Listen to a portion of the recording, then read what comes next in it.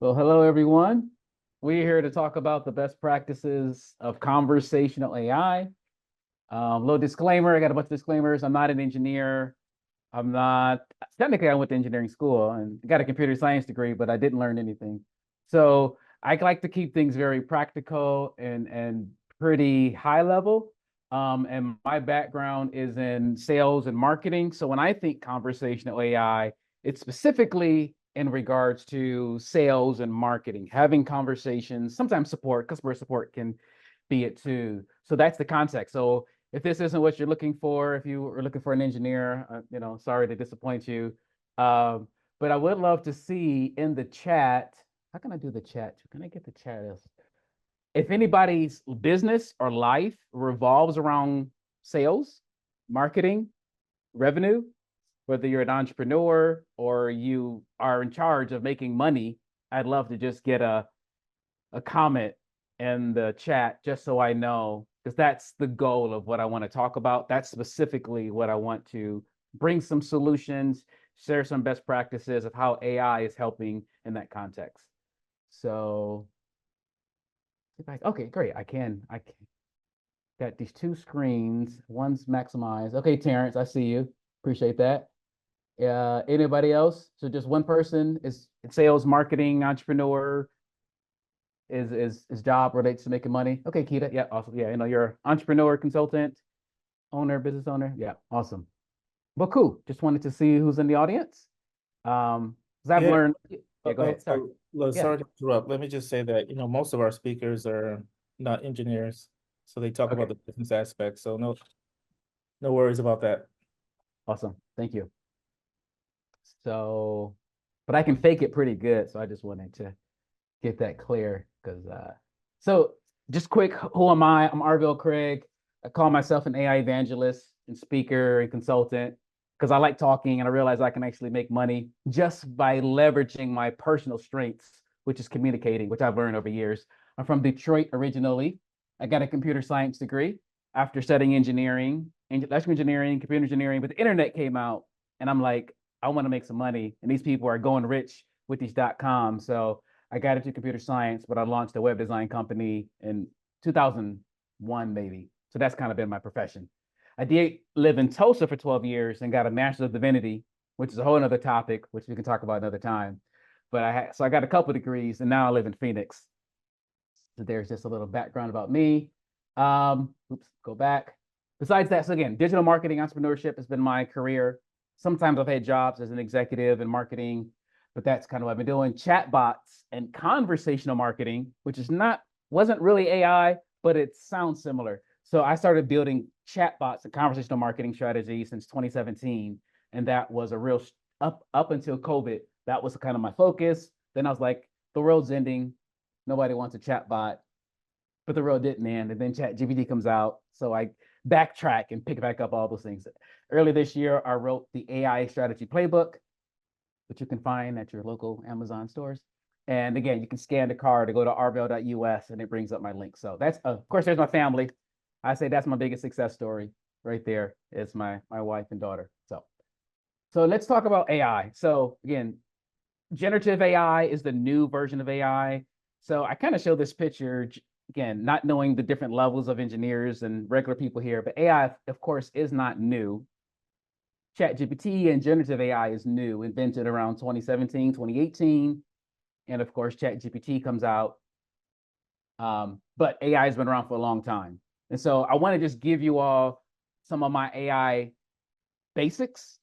And then I go to some of my soapbox. And then the third step of this conversation is going to go into more of the conversational AI, just to give you a context of what we're going to do over the next couple of minutes. So again, AI has been around for a while.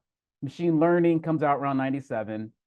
And then, of course, deep learning. So these are different versions of AI, which are not new. Like I say, generative AI is the new thing, and it's different than all these other AIs. To me, it's like for every other version of AI, you had to be smart to use. And now, as we know, ChatGPT and all these other AI models, anybody can use them and take advantage of them and get benefit of them. Right. So when I think about what does generative AI do, when I'm talking to business leaders and helping them to understand that what's happening is unique It is new, it is significant. For me, my simple mind says generative AI doesn't just look at the past, right? It creates something new. It creates content, code, counsel, and conversations. That's kind of my 4 buckets of understanding generative AI. We all talk about the content, images, and words. Code, of course, is still content, but it's a unique aspect of writing software. I'm not a programmer, but generative AI, the fact that it can create code makes it unique. Counsel, the fact that you can actually, it can become your consultant, your coach, your teammate. It helps you learn. It's not just information, but if you don't understand what it's teaching you, it can teach you how to understand it or anything better. And of course, generative AI, by default, all the AI models are conversational. And the conversational aspect is the fact that you can talk to it in your own language. Of course, prompting and prompt engineering and learning its language makes it better. But even if you don't know that, it natively understands how to have conversations pretty basically with you. And so, but the key to me, it's not just about what it does. I find advantage in helping people leverage AI by realizing that the way we interact with generative AI models, AI models, foundation models such as ChatGPT, Gemini, Claude, and all the other ones, that's not the only way we interact with AI. You talk to the average person, and what now, of course, now the word AI is synonymous with ChatGPT. Just like some people, Google means search, right? Xerox means make a copy. So these brands, these languages are so ubiquitous that we automatically assume that is that. But the way we use AI is more than just models. And to me, yes, you can learn prompt engineering, which is okay, but not everybody I talk to wants to be a prompt engineer. Most people, if you're busy, you've got family, if this isn't the main thing you do, I'm always leading people. You don't have to learn how to prompt. How are you really dealing with all of this? How are you dealing with the fact that your finances? Thank you. So how do we use AI? There's models, there's apps, which to me, I'd rather use an app. I'd rather have an engineer who built the prompt engineering on top of ChatGPT and just use the finished product. So again, Zoom has AI, right? Otter has AI, Salesforce, HubSpot, every niche app or every legacy app today is building and adding generative AI built into it. And then the last 2 ways we use AI is builders like no code tools like Zapier, Make, Respell, and then agents, AI agents like Multion, Hyperwrite, Adept. So to me, I just like to share this general information because the way we use generative AI is not just ChatGPT and those models. It's okay, but to me, I want more automation. I want things to work for me. And so I'm always looking into the apps and the builders and the agents again. And of course, if you have questions about any of this, we can get into a little bit. My goal is to go about 20 more minutes, 30 more minutes max. So we have a lot of time for QA. So let's keep moving. So when I was big into learning how to use ChatGPT, when it first came out, within 2 weeks, I'm using it and I'm trying stuff. I'm quick. I'm a quick early adopter of tools and tech, and I'm doing all kind of stuff. But eventually, I kind of realized. And actually, I was reading this book. One of my mentors recommended the book. Any of you read the book, The Goal? Have any of you heard of Eli Goldratt or The Theory of Constraints? Just want to see if anybody heard of it. Yeah. So this is a classic book in process improvement and manufacturing. Book is from the 80s.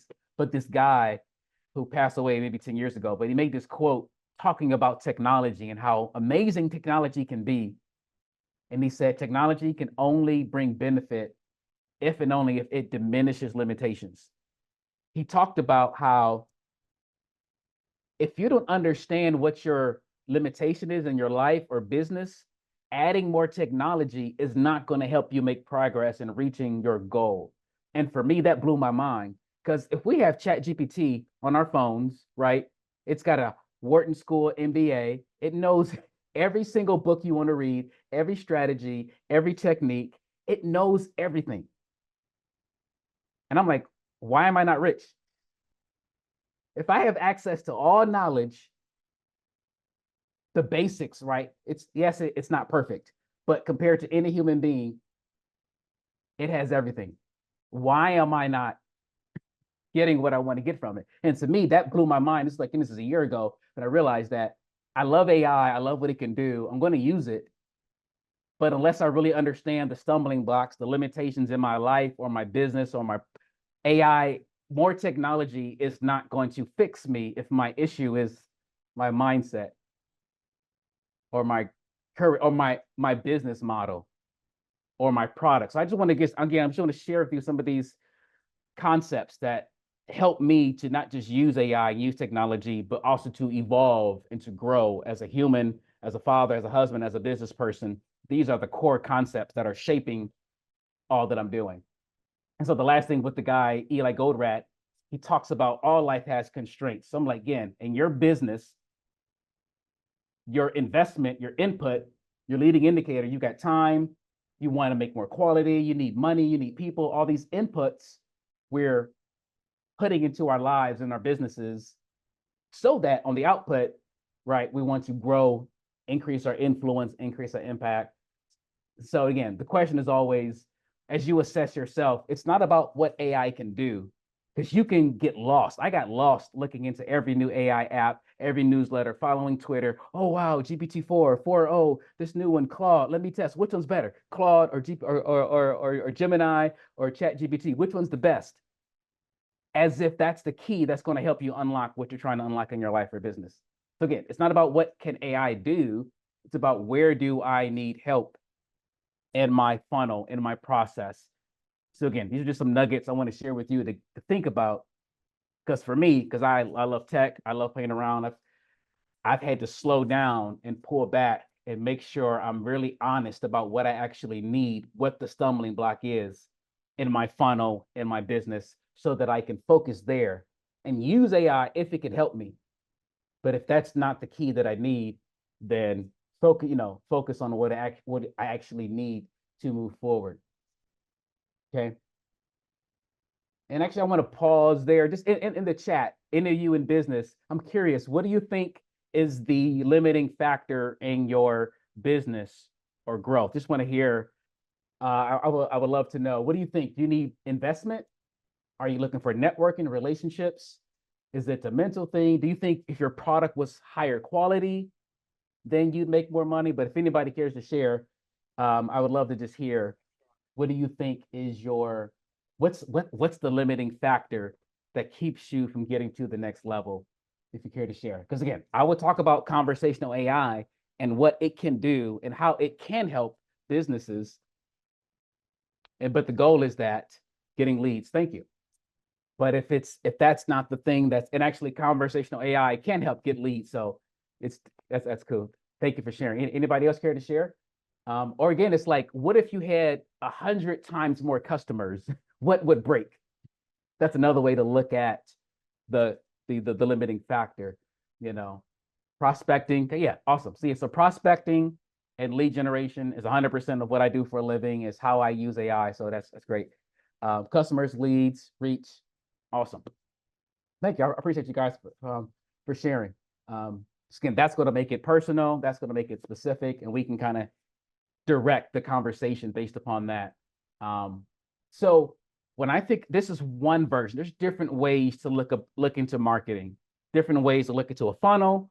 The way I learned, specifically, the Marketing AI Institute is a great organization that teaches AI for marketers, which has been around for like 7-8 years. So 5 years before ChatGPT, they were talking about AI for marketers. And I joined them a couple of years ago.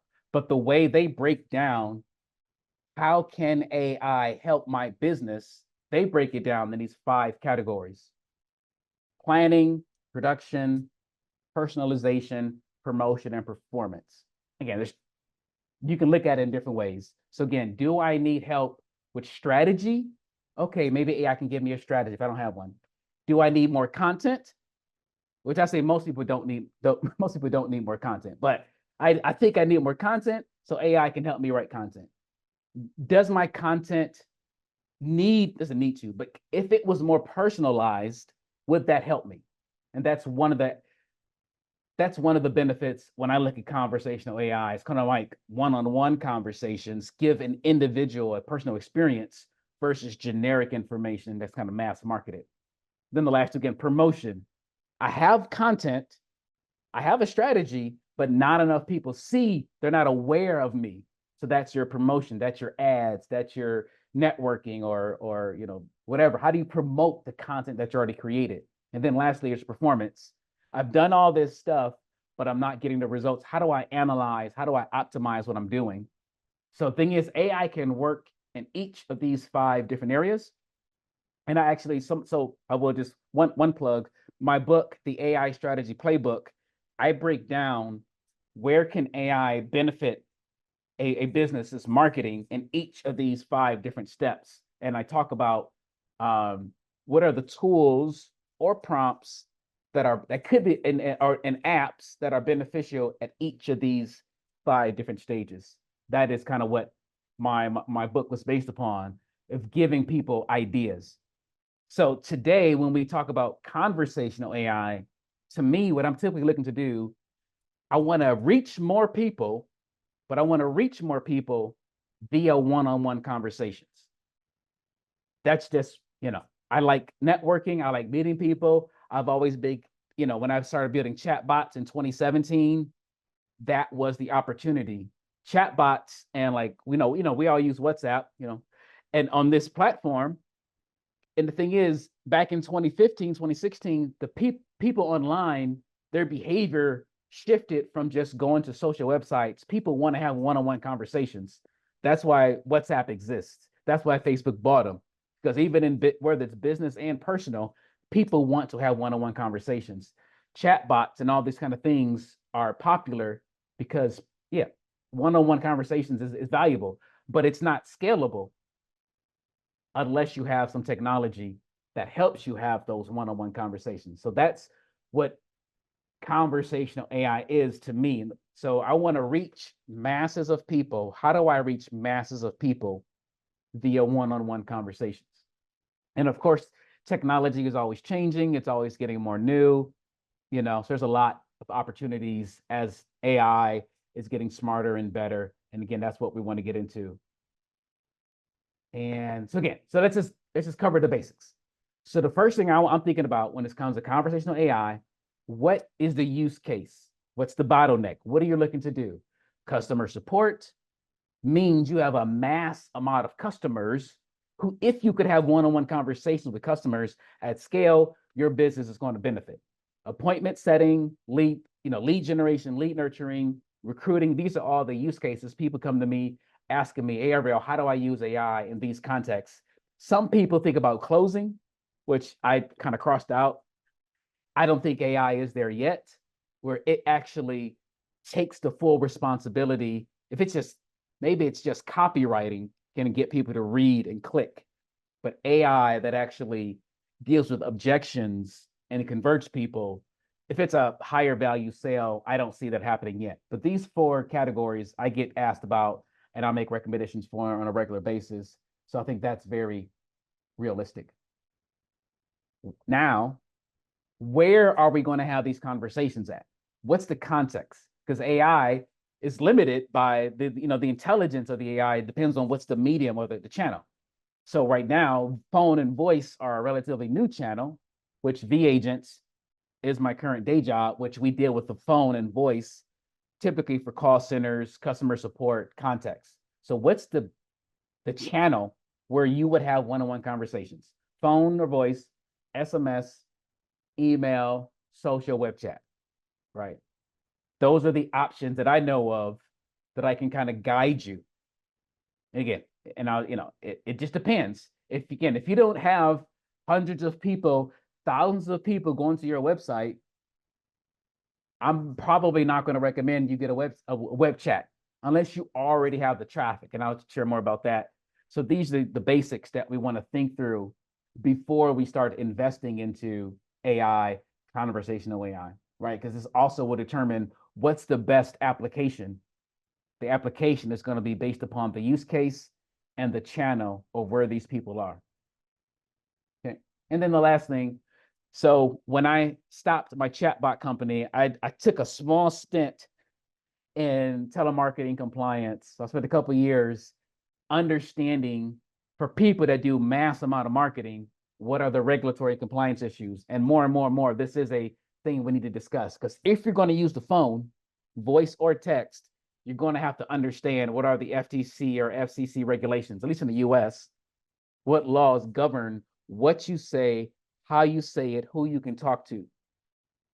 And then privacy, especially in California, but there's Colorado, Virginia, I think there's a lot of more states that deal with privacy laws that you have to understand. And then specifically AI laws, which again, they're not really here yet, but they're coming. So I just always want to cover this to make sure that, especially if you're doing masses or mass amounts of marketing or conversational marketing, and especially in the phone or any channel, you want to have an understanding. Or if you're working with a larger company where the issues and the risks are higher, you want to have an understanding of that, right?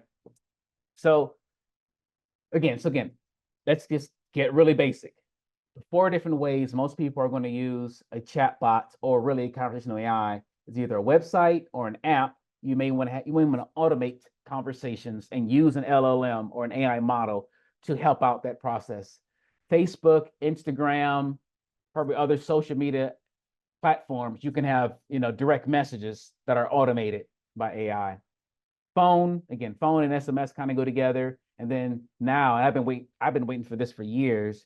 There's finally email chatbots or email AI that can have one-on-one back and forth conversations over email with leads, for appointment setting, for lead generation, things like that.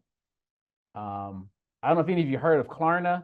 This was a big news piece that I heard of about a year ago. Oh, what was that? February 27th of this year. Because it was because they started working in 2022 with OpenAI, and they are a financial, I think, short-term financing type of app. So the AI, the chatbot, is on the app, on the mobile app, but you can see here they literally have one AI that replaced 700 people. So we hear it in theory. This is the first time that theory was actually realistic, and their profit increased. I think they said there was the profit for this company was going to be between 30 and 40 million of what the AI is going to do for them, specifically because they literally did lay off people. Again, I'm always, it's such a touchy subject. I'm not saying we need to lay off people or anything like that, but this is a realistic example of a company that did it. So to give you some more context, with these options here, if you're spending money for traffic, because again, with website AI and apps, Facebook, Instagram, those are inbound chatbots to me. You can't just find cold audiences. There needs to already be traffic there. You need to have an active website, an active Facebook, an active Instagram, or you're going to spend money. You're buying ads and you're driving people to your social sites or driving them to your website. And if you're investing money to get people to come to your website and read what's happening, yes, you can have a landing page and have your good copywriting, but you could benefit from having a chatbot or an AI if you've got a lot of traffic on your site. But that's the best context for those options. But the other one, again, which it's like I used to focus on web, app, Facebook, and Instagram. Now, because I'm more in the B2B space, and because AI is smart enough to work on email and LinkedIn, I'm spending more of my time, which even if you don't have any traffic, I can start with any business code and you tell me who your target audience is, and I can have a combination between Apollo, Zoom Info, LinkedIn Sales Navigator. So I can help people with outreach using conversational AI, or if you have a database. But again, phone and SMS databases are tricky. We're going back to TCPA, FCC. There's regulations that limit what you can do with a phone. You definitely can't do it for cold audience. You can't cold call or code text with AI over a phone or email. If they opt in, if you have the right disclosures on your opt-in form, then you can kind of follow up with leads with phone SMS. But it gets more tricky. But email and LinkedIn are some of the the bread and butter right now from a B2B standpoint to find leads, find customers based upon who your target is. Again, I can share resources later again on that specifically. So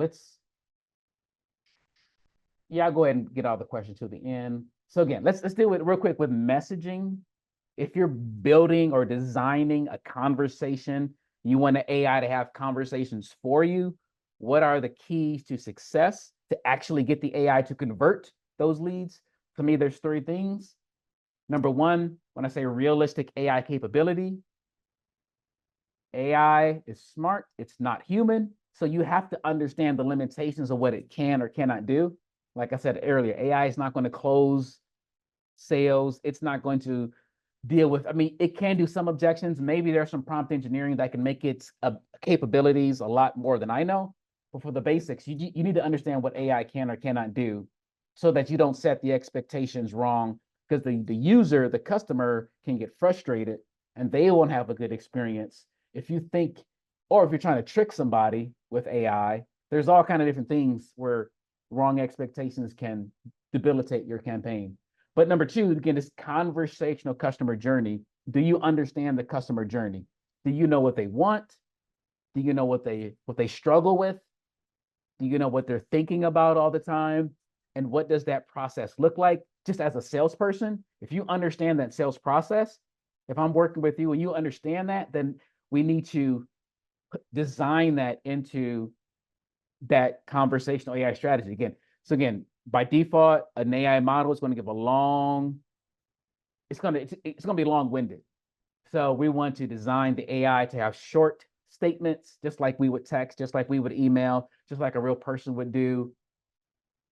I may even throw in a typo or 2. I may even just making it more conversational, making it more simple, but understanding the sales process, the customer journey, and the limitation of what AI can do. We kind of put those together to make sure that the messaging makes sense to lead the person to the next step, to the point that they're ready to buy or schedule a meeting with you. And then lastly, compliance. The main thing with compliance is, again, depending on which channel you're using, sometimes you have to disclose this is AI, depending on what you do. So you have to understand what that is.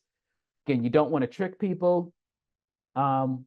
Compliance. There's also things like SEPA, which is California's Invasion of Privacy Act, which deals with recording. So if you're using a chat bot in California and it's a sales or marketing conversation and all the chat bot is, you're saving a record of that deals with invasion of privacy law, which again, this may or may not affect all of you, but depending on what you're doing, it's good to understand certain regulations where pretty much you have to disclose this is an AI chat bot. And so again, I'm always trying to be quick to disclose that it's AI and quickly redirect to the pain or the problem that the person has. Let them know it's AI, but don't focus on the AI. Focus on, but I understand you're trying to blah, blah, blah. Because people, again, if you can, again, understanding your customer allows you to design a conversation that speaks to them. And if you can speak to the pains, the problems, the needs that people have and lead them towards a solution, if they can trust you or trust your AI, then you can design a conversation that will convert for you. But you got to understand that. So again, all these kind of things, think about your questions. Got questions on any of this, we can kind of get into it. What is left? Okay, so just bringing it all together, a little summary here. Choose what's the use case. Where is your stumbling block? What is it that you need? If you need leads, do you already have a database? Do you have leads, but they're not converting? Or do you don't even know who you're going to go after? So depending on and then we find out what's the crowd or the channel. If you don't have, again, a lot of people hitting your website, if you're going to use LinkedIn or email, Apollo, Zoom info, going at the code list, we have to figure it out. We have to find the right AI app that's going to talk to those people, that leverages that channel. Is it voice? Is it text? Is it social media? Is it Instagram? Is it Facebook? Is it email? Is it LinkedIn? And then we have to train it based upon that conversational customer journey. We understand those kind of things. We understand the basics of compliance and regulations so that there's no issues in the future. Then we launch it, deploy it, we monitor it. Even though AI can have conversations for you, you always have to watch it. You always have to stay in the loop. You have to look at what's happening, and then you optimize and refine over time. I don't think I went too fast, but that is my talk. Again, again, if you want to grab my book, if you want to, you can connect with me there. These 3 boxes here are the 3 things that I talk about. I do webinars, I do live events, I wrote the book, and of course I do consulting, but that's the basics of what I wanted to cover. If anybody wants to, connect and chat more, no problem, Kwame, thanks for coming. Yeah, so I love to get any questions, any specific things. So again, anybody in B2B, I've got some recommendations on using AI to have conversations via LinkedIn, email, Zoom info, all those kind of things. There's different tools I use. It depends on how much money I want to spend, how much money I want the AI to do versus what I'm going to do. But yeah, let me know if you got any questions about any of this. Again, here's the basic steps. I think that's a good one too, depending on where you need to focus, depending on web, social, phone, email, LinkedIn. That's my basic breaking down. Tola, thank you. Appreciate you. What you got?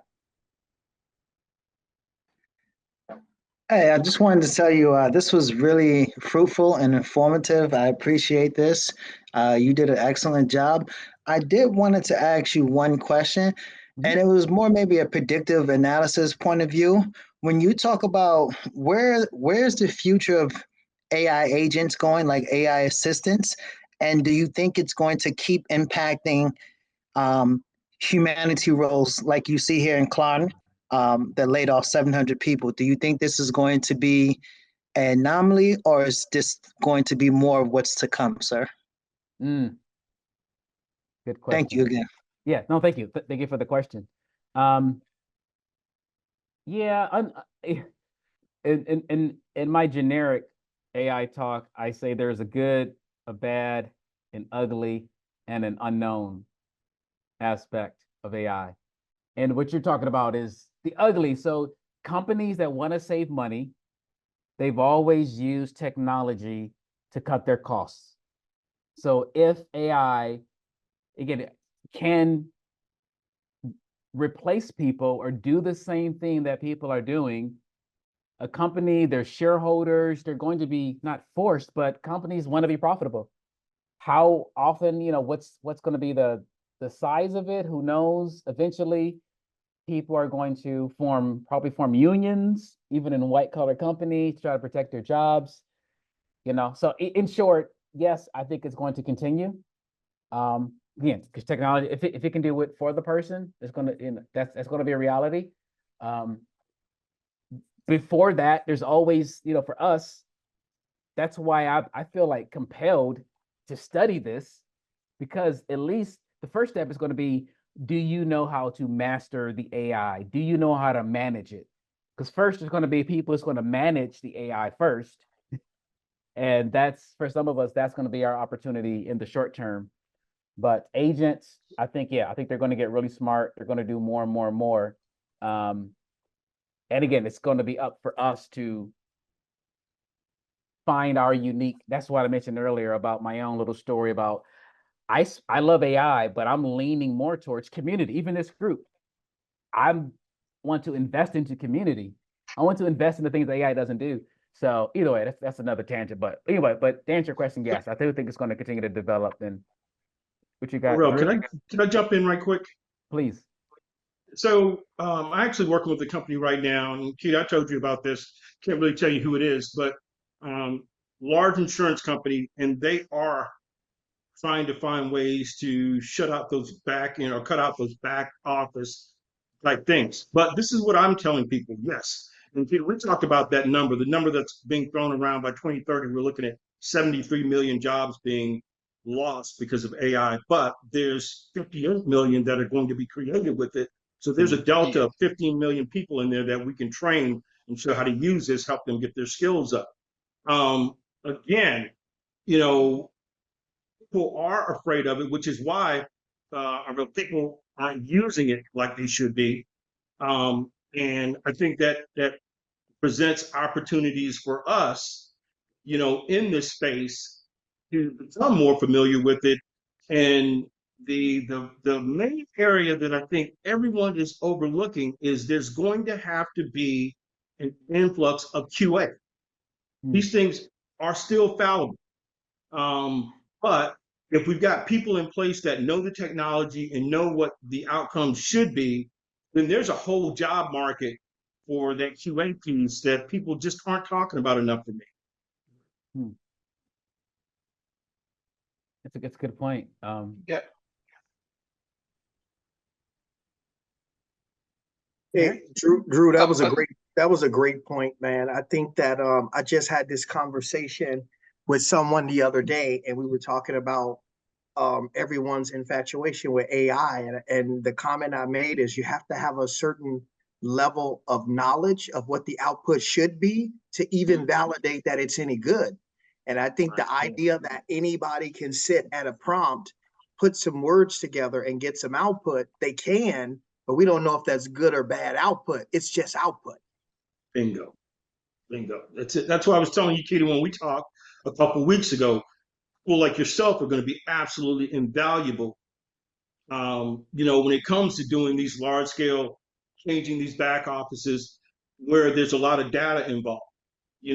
Again, we have to have checkpoints to make sure that this stuff is correct. And, it may not be the most glamorous thing. Look, Terrence, QA ain't glamorous at all, but if it's paying the bills and it's another income stream, you better exploit it. Yeah. Well, let me ask you this real quick, just Terrence and Drew. In your perspective, I understand its limitations today, and what you're saying makes perfect sense. But my gut feeling is the rate of change could be exponential. And that's so every way we look at how it's changing and looking from the past, but I wonder if the GPT 5 and 6 is going to be exponential in the sense that it might be smarter, more intelligent than we can imagine. Any thoughts there? So excellent point. And that's why I'm telling people now, because we're hearing all these things about we're not getting the return on investment, that kind of thing. And so they're thinking that it's going to slow down. Absolutely not. These companies are spending money to build that infrastructure so that we can have that exponential growth. And what we're looking at is this is that second wave. I think it's time for us to say, okay, you missed that first wave. This is the second wave. Get on board now. So if you thought that, you weren't out in front of the business opportunities, this is the time to do it. And Tola, to your point about the agents, I have agents that can actually make reservations for me, played around with those. They can set up reservations at restaurants for me, movie tickets. It's very rudimentary, but that agent is basically going to cut out that secretary. That's your concierge. That's your virtual assistant if you set it up the right way. Yeah, and I would say, I got a somewhat of an interesting thought when it comes to if it's going to get exponentially better. I think that it'll have more data and be able to deliver more information. But what we're asking it to be is the Supreme Court. And what that means is that's the only area that self-checks.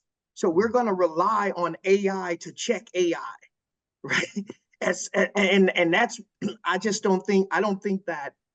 think that we'll get to a point where we'll say, nah, that's not what we really want to do. We don't want AI to check AI to make sure that it's right. So I think we'll always need that level of expertise who can go in and say, yeah, that's good or that's not, right? And even now, all of the data that they put in these models, the reason why it's behind is because they're sanitizing it, right? Because if you didn't, this stuff wouldn't work, because it'll be a bunch of results from TikTok and Facebook and truth.com, right? You'll have all kinds of stuff coming back because it's just information.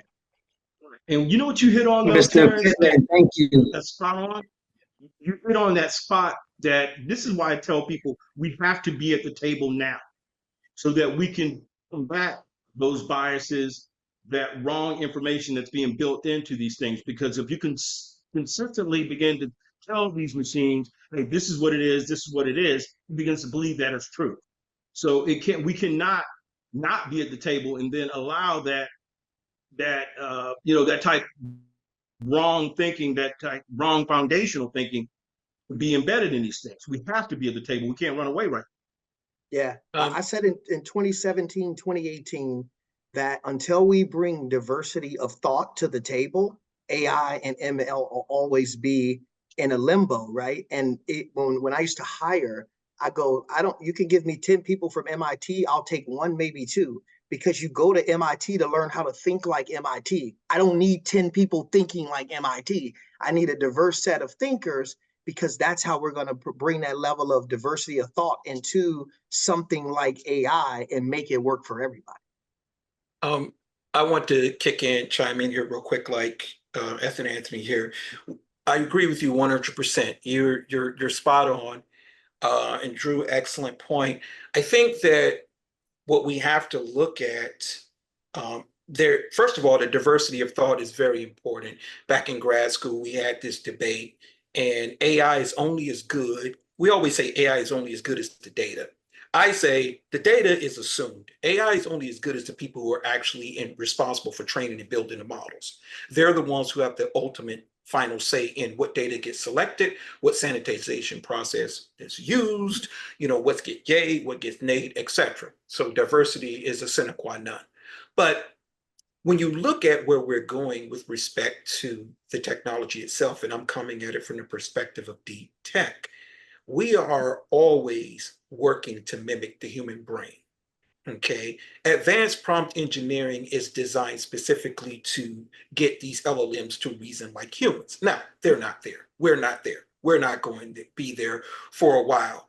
Well, we're going to get there a lot faster than we think. The point I'm making, however, is this stuff is going to advance at breakneck speed.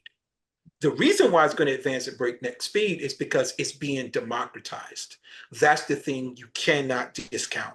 When Apple opens up their models and all these different organizations are opening up their modeling, what they're doing is they're increasing the rate of innovation. Okay. And what that does is that introduces a whole new landscape of possibilities. All right. Now, what does that mean? Well, that means that when you look at AI future forward, you have to think about it not from the perspective of, well, it's going to threaten these jobs and that job, because I look at it as sort of kind of like the automobile versus the horse and buggy. People had these same exact conversations. Okay. There was the same exact fear. All right. And AI is even greater, obviously. But what we're not looking at is, because of AI, the cost of things is going to drop precipitously. And because of democratization, people from all areas of our community as a country will have access and the ability to leverage AI to create, to build, to extend. You see what I'm talking about? So while many jobs will get eliminated, the capacity to create businesses and take advantage of opportunities will grow at a disproportionately high rate. So what we need to do when we look at AI and we're having conversations with broader audiences, I tend to do at least, is I say, yes, AI is going to eliminate jobs, but AI is going to create far more opportunities than job it eliminates. And you just have to embrace the fact that the access to AI, okay, see, there's no, you're black, you don't have access to it, you're white, you have access to it. A lot of the knowledge is still cornered off and what have you, but it's all being democratized. So encouraging access and encouraging innovation around artificial intelligence to the broader community, letting them know that you don't have to be, a person can access AI and solve problems, and they don't need my deep domain knowledge. They don't need the experience that I've acquired over a period of time that allows me to do things that most people can't do, because there are abstraction layers, there are API models available. There are ways to do that now, and moving forward, it's going to be more powerful. So that's all a long-winded way of saying is AI is going to be AI. It's a technology. We're going to need to control it. There needs to be diversity at the table, sure, but the bottom line is there's going to be a lot more opportunities created than jobs destroyed in AI. We're entering an era where, a black kid from, Chicago in the worst neighborhood can, from his bedroom, create something that could change the world. And there's no barrier. There's no, he needs $1 million here. He needs all this money to get on AWS. He needs all this, he needs all he needs is the motivation, and it's all there, even in 2024. Now imagine 2034. So it's incumbent on us as, thought leaders, entrepreneurs, innovators, disruptors. It's incumbent on us to transfer and translate or convey the existence of these opportunities to those people in our community, and just let them know we need to spend our time as ambassadors getting people excited about it. That's all I'm saying. Good. Right. Thank you. It's good. Tola, you got a comment? Yeah, I'm sorry. Sorry if I'm asking too many questions. This is No, very go ahead. inciting for me. So I will say to Ethan, your point about democratizing with AI, that goes to the point of the price points are going to drop to a certain point where it's going to give humans more opportunities to do other things in life. So does that go to your point about like universal income and people being able to have different ways of living in different organizations because they won't need to maybe do these things anymore? It'll allow us to focus on other priorities. People are gonna be able to create jobs in ways that you've never seen before. One of my recent talks I talked to a broader group of executives, and I told them that we're entering an age right now, even in 2024, it's easier to start a business in many ways than it is to get a job. Okay. And that's not going to change, particularly if you're a person of color. Okay. Now imagine moving forward as things advance. There are going to be so many financial opportunities for people, and all you need is the motivation. The tools and the tech is going to be there. It's going to be available to you. So yes, 100%. But we need to let people know that, hey, this is where things are going, and this is what you can do today. Because we need to be of that mind that, hey, man, I'm going to use this stuff to make big change. Not this thing is going to take my job and then I'm going to be screwed. We don't need that mindset. Yeah, and I'll tell you, I've never been one who believed in this idea of taking jobs, right? Because if you go back 40 years and you advance every 10, there's always a bunch of jobs that no longer exist, right? And I talk to a lot of people that are in college about not what you're majoring in, but what you want to do, because you need to make sure that what you want to do is going to be around when it's time for you to do it. And so I think this is just the evolution of life, right? And how things get optimized. I mean, I've made a career out of putting myself out of a job, right? And so that I can go keep doing that, right? Keep optimizing every opportunity so that companies make more money, right? That's just what it is. So I think that I hear people's fear around that, but I don't think that's changed, even now, right? You can go back. We say that, I think when COVID hit, people kept telling me nobody wants to work. That's why the stores and that's why the bars. I go, no, Amazon didn't exist, right? 20 years ago. Uber didn't exist 20 years ago, right? So they have other options to work. It's not that they don't want to work. They just don't want to work there. Right. And Terrence, to that point, I mean, I've even helped people with, creating, they're trying to find a space within AI, and you just ask it. I mean, you create a prompt that says, hey, what can I do with this? How can I expand this? And what would this look like 3 years from now? I've got a simple prompt somewhere that I've given to someone, and then you create that actual training plan and roadmap to getting there. So you're spot on. I mean, and back to your point, Ethan, I mean, what this is doing for us now is if you have that entrepreneurial spirit, there is no reason that you shouldn't be able to go out there and set up something using AI. I mean, what we're doing would have taken us 4 or 5 months to get to where we are right now. And those that work with project management, these JAD sessions that we used to have to fly out, spend that whole first week working on, what the design was, that type thing. You could go in and do a JAD session now, and by the time you're ready to leave on Friday, you've got a working prototype. This is how powerful these things are. So there's all kinds of opportunity with this thing. Let me say though, as a counterpoint, that not everybody is built like an entrepreneur. I know we are, a lot of us in this room are, but not everyone is built like that. I think it will be great. I don't have the answer, but it will be great if we could do something to help the people who are not prepared to retrain drastically or be entrepreneurs to endure what's coming. One example, I think, is self-driving cars. I mean, there are a lot of issues with self-driving cars, but companies like Waymo, Yeah. like when I drive around the Bay Area, there are driverless taxis here. They exist. People pay for them. I know a lot of brothers doing Uber. I know a lot of brothers doing Uber.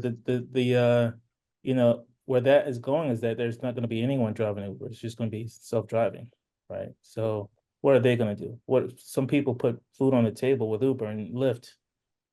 How can we help them out of that kind of situation? And like I said, I don't have the answer, but Yeah, that's huge. I mean, that's a big thing that I'm passionate about. So I kind of shared, I've been evolving and changing, and I've been getting into, personal development. It's like, yeah, AI is going to be able to do most people's roadmap is thinking corporate. They're thinking basic. They have a logical step-by-step way they see their career. Like I said, they're not entrepreneur. So I do think that's going to be a huge need to help people evolve to realize that what you're learning to do, AI will be able to do. If 80 or 70% of the skills and tactics and following instructions, clicking buttons, if those things can be done, there's got to be an evolution of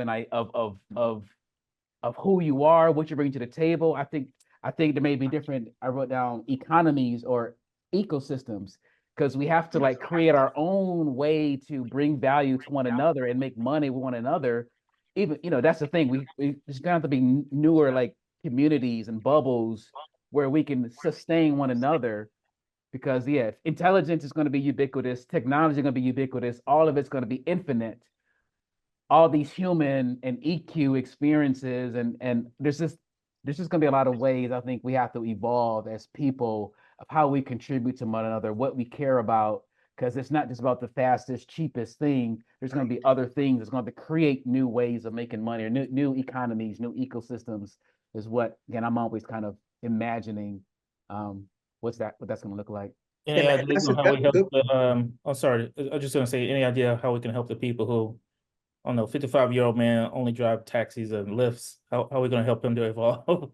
Or someone that's been in the kitchen for 30 years, washing dishes and doing stuff at a restaurant? How do we help people at that level? I know some people have been politicians have been talking about like what they call it, universal income, where everyone gets like a basic income, whether or not they work. I mean, that's just like, I think that's out there, but anyone have any ideas on how to help the Yeah. common collar man? Okay. So I think we're probably further off on some of that. So we always talk about, I call it the blue collar millionaire, right? AI can't repair my roof. They can't fix my furnace, right? They like, it's just not built for that. So I think that, again, knowing what opportunities are going to be there longer term and helping shift. But I think it's harder for the 55-year-old man. So what I've been working on here in Chicago is building an interesting curriculum for the 14-year-old young man, right? Because if I believe that in 2 years all the jobs for everyone would go away, then I think that'd be the issue. But I think that in 10 years, half the jobs that we have now won't be available, right? So now we got to start this next generation of understanding that shift, empowering them with the tools, technology, process, procedure, the mindset, and then getting them through the next 10 years. And for the folks that are up there, it's just very hard, right? Because it's a bigger skills gap, right? It's a learning curve. It's a level of capacity that some of them don't even have, right? Drew, did you have So any? are they just like SOL, or is it just like, because I do think about the majority, and I know a lot of people just in our community alone are not very tech savvy, or even want to be that heavy into tech. So like in my family, I'm the only one that loves computers and computer science out of all of my family. and most of my family went and got degrees in everything else but STEM, from MBA programs to just English. So when I think about those kind of people, it's almost like sounding like there's not a solution for them. We're just worried about the people in our space, but not the collective. Well, I think the government, I think you'll see how government works, right? Like I always say, there really is no need for the IRS, except if the government laid them off, then they have to put them on some sort of unemployment, right? They have to take care of them, right? There's that. If you look at your Department of Human Services, they don't need that many people. You could probably create some AI or some chat bots that'll consume 70% of the work they do in answering the phones and inputting data. But if they got rid of them, then they would have to pay them some kind of way. So I think there's always that balance. The question is the government sort of looking at that, and how are they going to manage those things? Because they're definitely managing them. There are a lot of things that they could get away with just letting go and turning it over to technology, but they keep people around.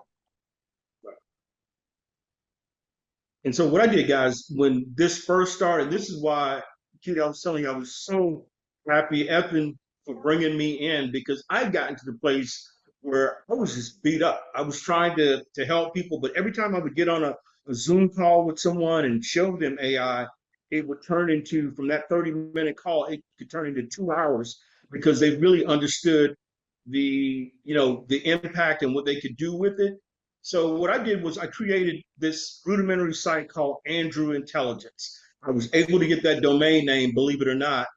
It's going to come up very early because of the AI movement involved. And my tagline was AI for the regular guy.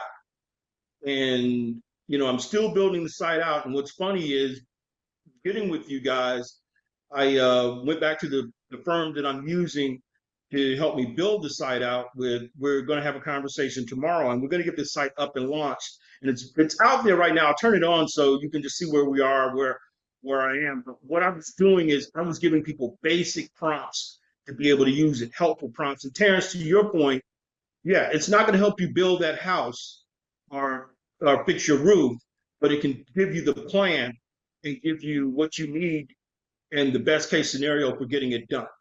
It can do that. And so that's the type thing. Like, I've helped some of my friends that are chefs. Give me a recipe as a Michelin 3-star chef, but make that recipe with things that I have in the kitchen. So they'll take that and then put their spin on it. So they're able to use it like that, and teach it to them as a tool, not as this, intimidating, what we see on TV, that kind of thing. And I think that's another thing that's scaring people. We're showing them the great things that it can do, but we're not giving them a clear roadmap as to how to get there. And that's how the everyday guy gets lost. So exactly. Just what you said, Arvell, AI literacy. That's exactly what it is. It's just like retraining people to use the internet again. Yeah, that's good. Man, this has been exciting stuff, man. I'm telling you, you guys make me want to send you all the AI curriculum that we've been cranking on for the high school students that we're gonna beta this semester. And it's just exactly what you said, right? It's giving them AI literacy.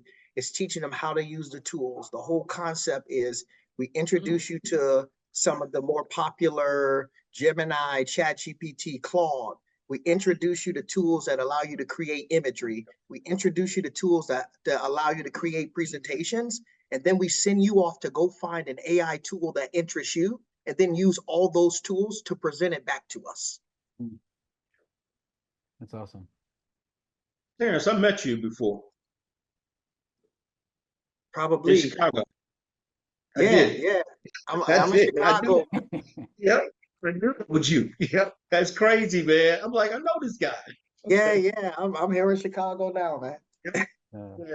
This is a great conversation, guys. I will say my passion is on that 40, 50-year-old, 60-year-old, how they evolve. It's half of it is mindset, because they mentioned I have an MDiv. So mental, spiritual, how do you emotionally prepare to change is part of it. And then practically, how do we understand business and value proposition and things like that. Where anyway, but that is my passion to figure out that 40 to 50-year-old transition of evolution of how you bring value. Because I've learned in business and money that it's not always as complicated as we think it is. If you can trust who you are, trust what you have, there's ways you can take care of your family and life.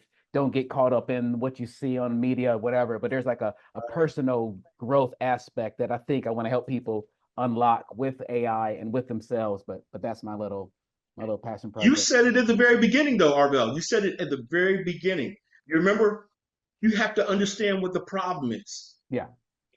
If you understand what that problem is, then you can address it. Like, I don't know if I should have done this, but I created an AI Bible study tool, and some of these preachers are using it because what I built in was it's got concordances, it's got access to all kinds of different information. You can create a sermon. People have created Bible study, vacation Bible study guides. I even did a demonstration with someone. I said in the tone of Martin Luther King, and create a sermon, and it did it. It built it out. That type practicality is what people are looking for. So to your point, if you find out what the problem is and you build a tool or find an AI tool that can address it, boom, then you help them use it to address that issue. That's it. You started from the very beginning. Yeah, awesome. Cool. I think our time is up. I think these always get recorded and put into the archive, which is cool. But I appreciate you guys for being here and for giving me your feedback. Hopefully I'll see you next week with another call. If you got questions or want to connect with some practical projects for lead gen or sales, we can always chat. I'm always available. So Excellent. all right. Thank you so much, Arvell. We really appreciate you Hey. coming on today. Thank you. All right, thanks. Yeah, thank you. Bye-bye.